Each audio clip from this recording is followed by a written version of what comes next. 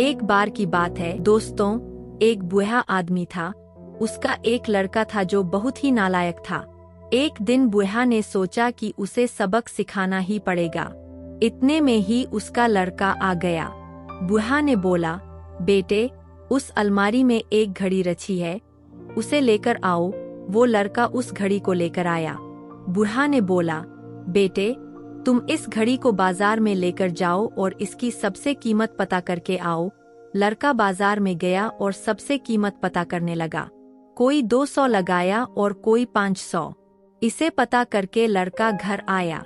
आते ही उसका पापा ने पूछा, घड़ी की कीमत क्या लगा? लड़का ने बोला, कोई 200 बोला और कोई 500।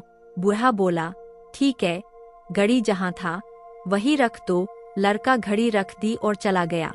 फिर दूसरे दिन लड़का को बुलाया और बोला, बेटा, उस घड़ी को लेकर आओ। लड़का उस घड़ी को लेकर आया और बूढ़ा ने बोला, अब तुम इस घड़ी के अंदर जो समय चल रहा है उसकी कीमत पता करके आओ। लड़का बोला, ठीक है, और बाजार में गया।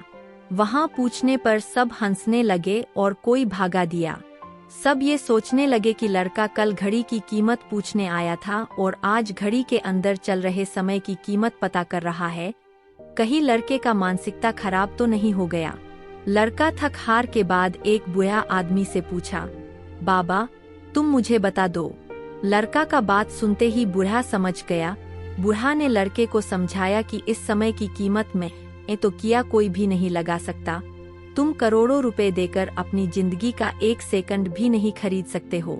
इसीलिए समय का सही उपयोग करो। एक बार जो समय निकल जाए वो फिर कभी वापस नहीं आता। ये तुम पर निर्भर करता है कि तुम किन चीजों में अपना कीमती समय लगाते हो।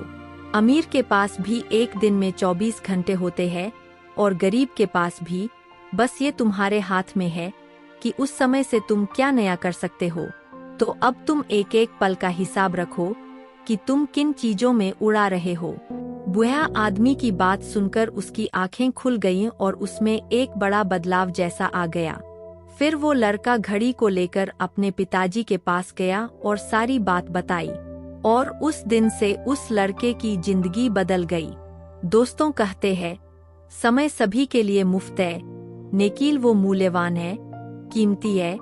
तुम उसे खरीद नहीं सकते। जो समय आपने एक बार गवा दिया उसे फिर कभी पा नहीं सकते।